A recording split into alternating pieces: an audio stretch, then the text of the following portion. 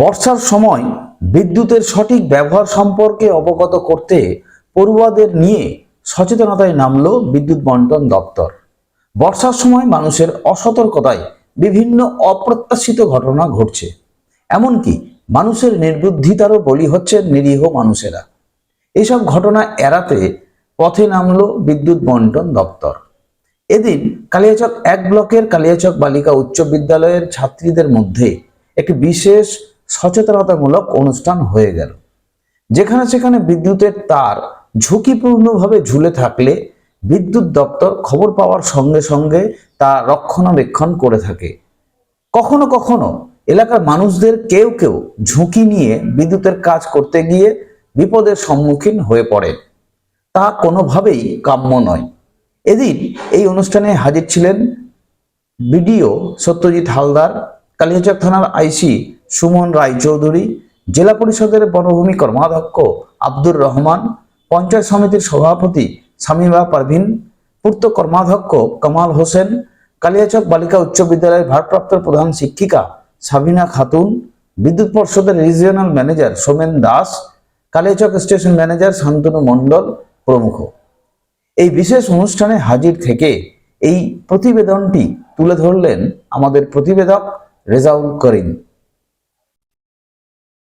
প্রোগ্রামটা অর্গানাইজ করার জন্য তার জন্য কিছু উনি বক্তব্য রাখলেন।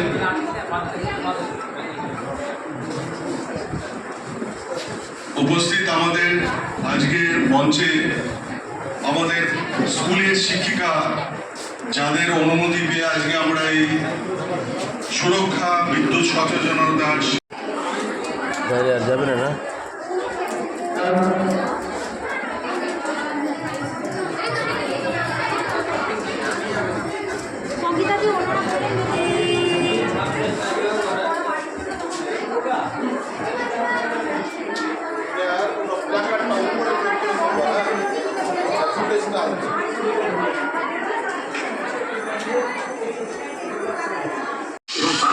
জলকে স্পর্শ করবেন না।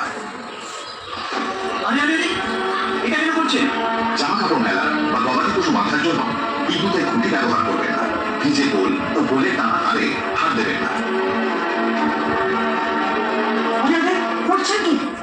জলপক্ষ পালিত কোনো বৈদ্যুতিক সরঞ্জাম ব্যবহার করবেন না। এক্ষেত্রে দ্রুত সুইচ বন্ধ করে দেবেন। বিদ্যুৎ চলে গেলে পরিষেবা পাওয়ার জন্য নিজেরা বিদ্যুৎ দপ্তরের কোনো পরিকাঠামোয় হাত দিয়ে জীবনের ঝুঁকি নেবেন না। পশ্চিমবঙ্গ রাজ্য বিদ্যুৎ বন্টন সংস্থা দ্বারা জনস্বার্থে প্রচারিত।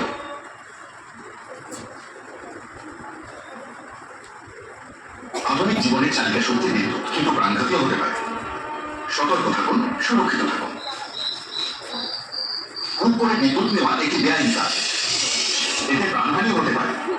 প্রয়োজনে অস্থায়ী বিদ্যুৎ সংযোগ নিন। ফসল চুরি বা খামারের গতি বাঁচাতে জমি বা খামারের দ্বারা বিদ্যুতায়িত করা দণ্ডনীয় অপরাধ। সেরকম কিছু চোখে পড়লে নিকটবর্তী বিদ্যুৎ দপ্তরে খবর দিন। ভেজা জামা কাপড় মেলার আগে ভালো করে দেখে নিন আশেপাশে কোনো বিদ্যুতের তার আছে কিনা। সামান্য অসতর্কতায় বড় বিপদ হতে পারে। বিদ্যুৎ চলে গেলে পরিষেবা পাওয়ার জন্য নিজেরা বিদ্যুৎ দপ্তরের কোনো পরিকাঠামোয় হাত দিয়ে। ম্যাডামরা তো বেশিরভাগই তো সব টাউনের আছে, আমরা গ্রামের আছি। আমরা তো আগের তুলনায় বিদ্যুৎ ভালো পাচ্ছি। তো বিদ্যুৎ ব্যবহারের অনেক রকম পদ্ধতি আছে।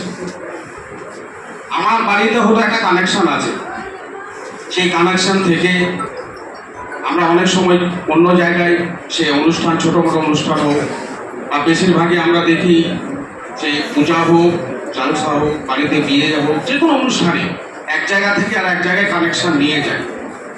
এই বৃষ্টির সময় অনেকেই তার এমনভাবে নিয়ে যায়, হয়তো আমরা হাত দিতে গিয়ে দেখি না যে মাথার উপর হাত তুললাম, দেখা যায় মানে তার আছে, কিন্তু তারটাকে লক্ষ্য না করে দিয়ে হাতটা উপরে দিলাম, তখনই সঙ্গে সঙ্গে একটা বিপদ ঘটতে পারে।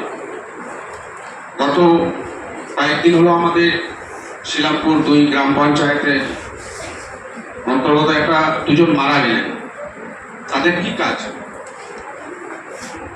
ওখানে একজনের বাড়িতে কানেকশন ছিল, সেখান থেকে একটা পুকুর আছে পিছনে, পুকুরের ওখানে গিয়ে ওরা একটা কানেকশন নিয়ে গেছিল ওখানে, যেহেতু ওখানে মাছ চাষ হয়। এবার মাছ চাষ করতে গিয়ে ওখান থেকে জল তুলে। এমন একটা সময় হলো বৃষ্টি বাদলের দিন, তার ওখানে লক্ষ্য করেনি, স্নান প্রতি মানুষ করতে যায়, ওখানে যেতে গিয়েই একটা ইলেকট্রিক শক লাগলো। তারপর যে ছিল পাশে সে তাকে ছাড়াতে গিয়ে সেও মারা গেল।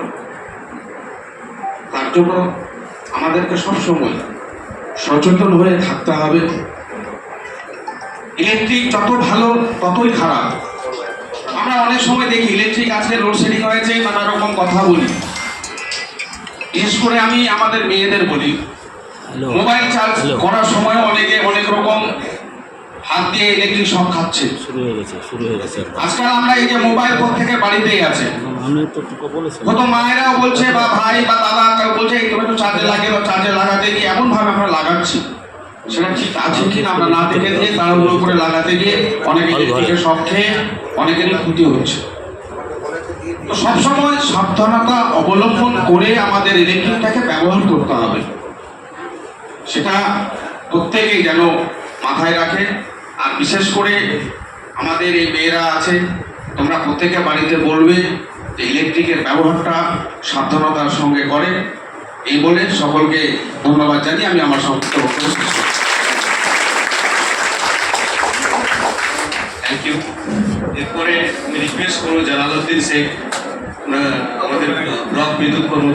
আজকে আমি তোমাদের থেকে একটা বিশেষ জিনিস চাইবো, কে সেই জিনিসটা দিতে পারবে? একটু হাত তোলো তো।